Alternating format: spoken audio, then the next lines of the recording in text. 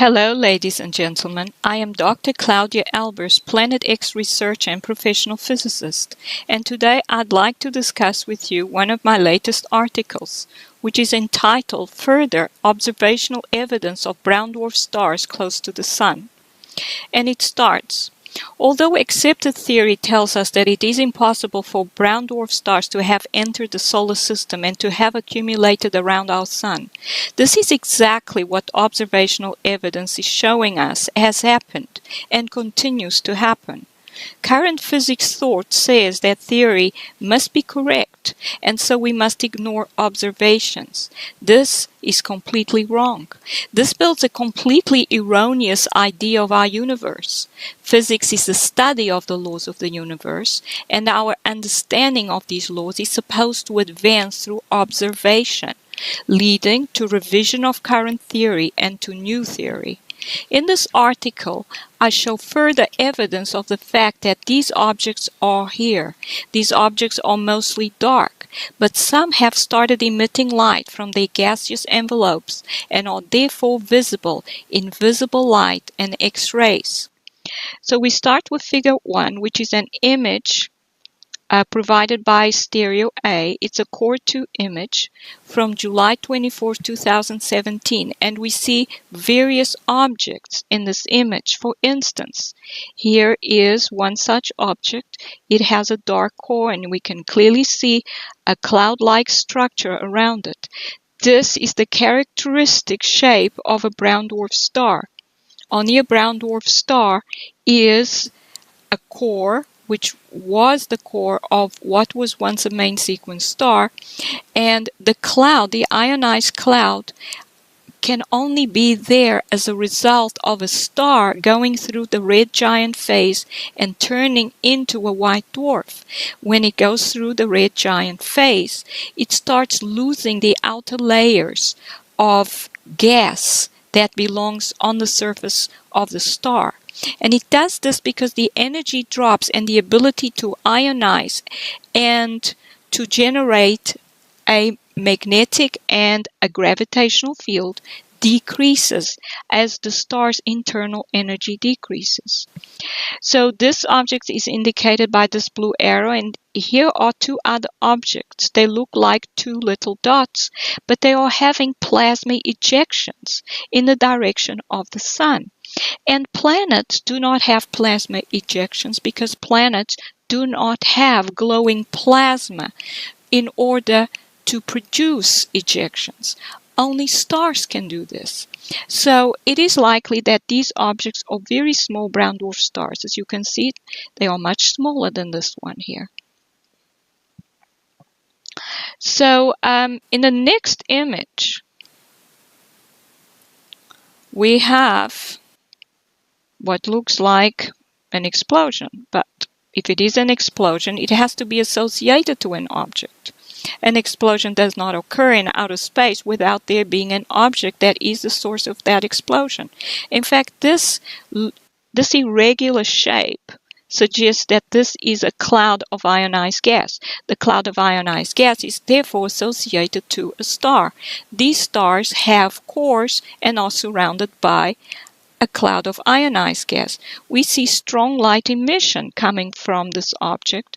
We see that the center seems to be a lot brighter than the edges, but all of it looks like a cloud because of its irregular shape. So this would be associated with another brown dwarf star. However, this one, we see that towards the center, it is brighter. So what happens with these brown dwarf stars is when they come into the solar system, they are completely dark, they are cool, they only emit infrared radiation. And as they spend more time close to the sun, they absorb some of the sun's internal energy, and therefore their own internal energy increases. As this increases, they are then able to ionize the cloud of gas. Well, they are surrounded first of all by an envelope. It's an ionized gas envelope. Well, it's ionized by the star's internal energy. So the envelope starts having plasma discharges. And this envelope is shaped like a thick ring because this is the structure that white dwarf stars have. And brown dwarf stars are basically cooled down white dwarf stars. So this envelope is around the core and it forms a thick ring. So that means that on two sides you will be able to see the core, which is initially dark, and then as the cloud becomes more and more ionized, the star is able to produce plasma discharges within the cloud, and that then leads to the emission of visible light photons, so the cloud becomes visible.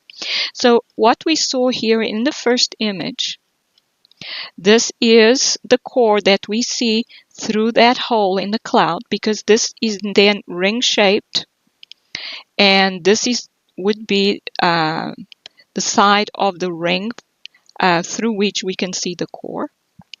So it's cylindrical shaped, and then we have the cloud. The cloud starts emitting light, which is why it's visible even in the sun's outer corona. But the inside is dark.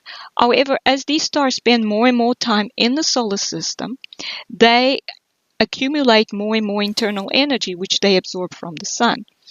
And therefore, eventually, they are able to emit light from the core, from the surface of the core, because the electrical potential energy is associated to having the fusion reactions, or they power, at least partially power, the fusion reactions that then will occur on the surface of the core. And these are, of course, cold fusion reactions. Now, that image was an image that I obtained from before these images are manipulated, because the last 2 days of images are usually not manipulated yet. They are pixelated sometimes, but a lot of structure is visible in these images. However, once they go through whatever NASA deems necessary, then they become, this is what they look like. As you can see, a lot of the structure is no longer there. And even this bright light that was visible in the image, this is exactly the same image. It's just, it's from July 24th, 2017 at 1809. And as you can see, this image is exactly from exactly the same time. It has exactly the same timestamp. However, this image was obtained before the manipulation was done, and this image was obtained after the manipulation was done. And as you can see, the manipulation leads to a lot of the structures being much less obvious.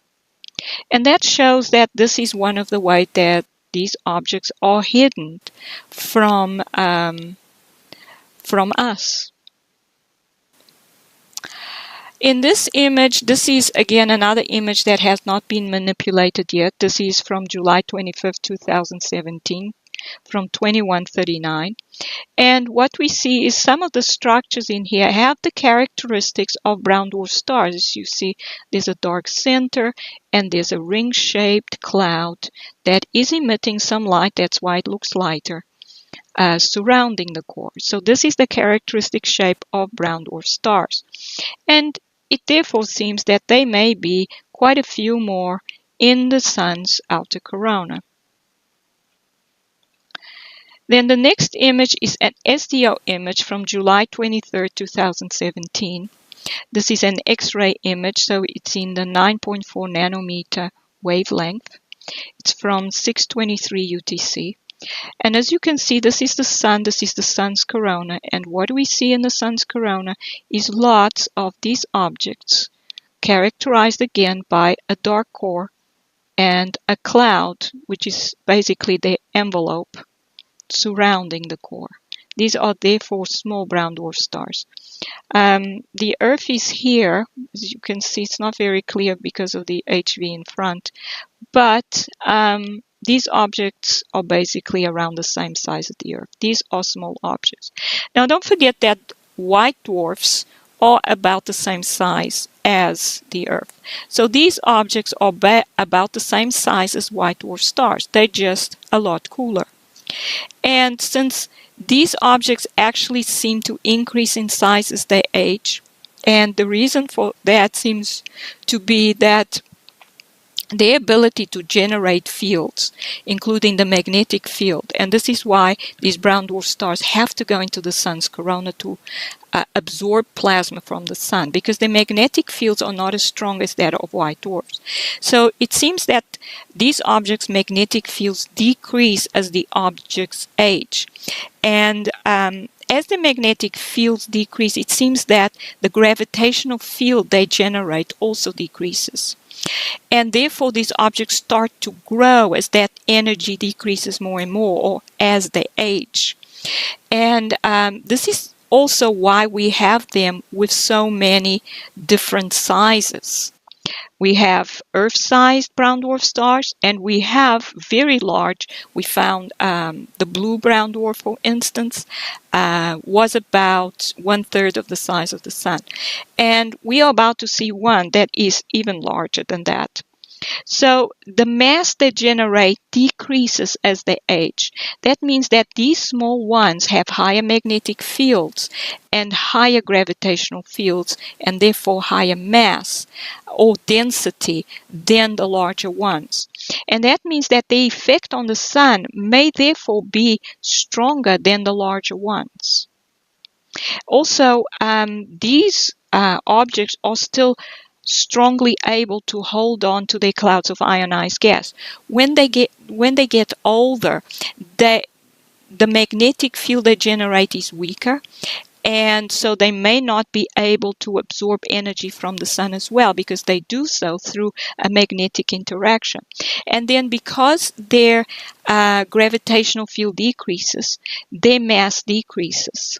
And so they're not as able to hold on to their clouds of ionized gas, and they start losing them. And this is what was happening with the blue-brown dwarf.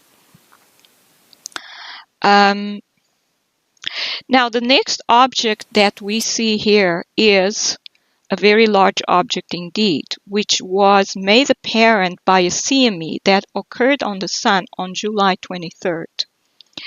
Now, the way we see this object, and it's seen here in black and white, and why I think it's a solid object is because we see both edges. We see an edge, a clearly defined edge on the right-hand side, and a clearly defined edge on the left-hand side. And if I then draw a circle through where the edge of the object is, this would be about its size. And as you can see, it's about the same size or even larger than the sun. The sun size is indicated by this white circle. Now here we see a close-up of that image. It doesn't have the ring. As you can see, it looks like a solid object there because of the defined edge. Now, these little objects that we see here are not background stars. These, if we look at them very carefully, actually have structure and are three-dimensional. There's no way that background stars, which are out there, some of them may actually be other galaxies, could possibly have this kind of structure. These are debris in front of the object. And some of this debris could be coming from the object itself, or it could be that these are because these are about Earth-sized. These could be some of the smaller brown dwarf stars that we know are in the sun's corona and may have been ejected with the CME. So, or they may even have two sources. This object may have had some of these small brown dwarf stars associated with it, or they could be part of its debris field. It's a cloud of ionized gas and debris. Or they could have come directly from the sun's corona and ejected as the sun produced its CME. Now, it's impossible for a CME to have a perfectly spherical shape in it unless there is a solid spherical object producing such a shape. So as the object is seen in, and we are going to see that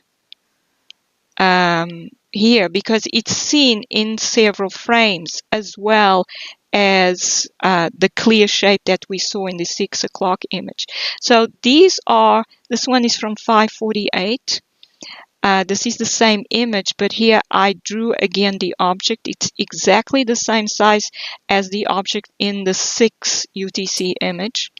And this is from the 612 image. Again, we can see the outline of the object, although it's not as clear as in the 6 image, but it again is exactly the same size. Also, we see that the circle is closer to the sun here and further away from the sun. So it looks like the object is pushed or it moves away from the sun as the CME progresses. So in fact, it could be, this is actually suggestive of the fact that the CME push this object away, and therefore the CME may actually have been caused by the presence of this object. Because if this is indeed a brown dwarf star, and it's very likely that it is, I don't think it is a normal star because it's not emitting bright light like we would expect a main sequence star to emit. This object is dark, and we see it because the CME is ejected in its direction, and it makes its edges and outline visible. So it looks like, or this is suggestive that the CME may actually have been caused by this object.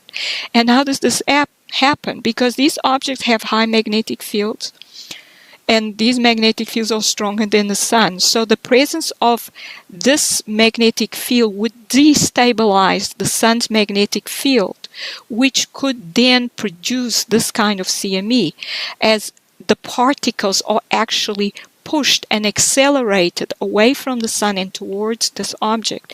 And that in turn could push the object away.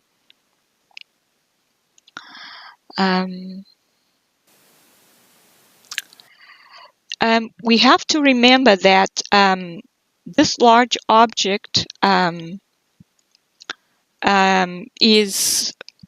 produces the strong magnetic field, but it's large. I know that people will say, how is it possible that we can have such a large object close to the sun? And well, according to accepted theory, the presence of such a large, massive object close to the sun should be extremely disruptive to the whole solar system. However, these observations I have been making for months have suggested to me that the gravitational interaction is not the primary driving force in planetary systems, and in fact, most probably in the whole universe. The primary forces seem to be the electric and the magnetic interactions. These objects interact with each other through their magnetic fields. They draw energy and plasma from the sun through the magnetic interaction they have with the sun. Also, it seems that these objects are attracted to the sun. This is why there are so many in the sun's corona. So to me, this suggests that the strong force is acting on an astronomical scale, and that these objects are like protons and neutrons in the nucleus. So stars, when they come together, they can congregate at the nucleus of a planetary system, just like protons and neutrons congregate in the nucleus of an atom. And they are attracted to each other, even though protons are positive, and they still experience a repulsive force due to the electrostatic interaction between protons. They are also attracted to each other due to the strong force.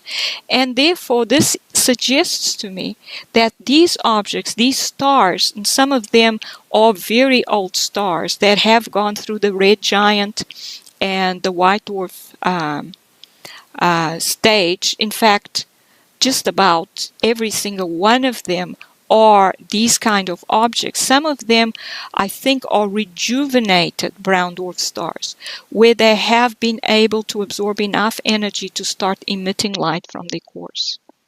So in conclusion, the evidence that there are brown dwarf stars close to the sun keeps mounting. Any physicist or anyone who has seriously studied physics insists that accepted theory states that it is impossible for these objects to be close to the sun does not understand what physics is all about. Physics was initially driven by observation and should continue to be driven by observation. Observation reveals that these objects are close to the sun. Ignoring observational evidence leads to the problem of failing to identify a falsified theory, such as the Big Bang model, and thus continuing to do and publish research based on the fact that the big model is a good model. This then becomes a case of the blind leading the blind, and to research that leads away from the understanding of the true laws of the universe. This is Dr. Claudia Albers, Planet X physicist. Thank you for watching.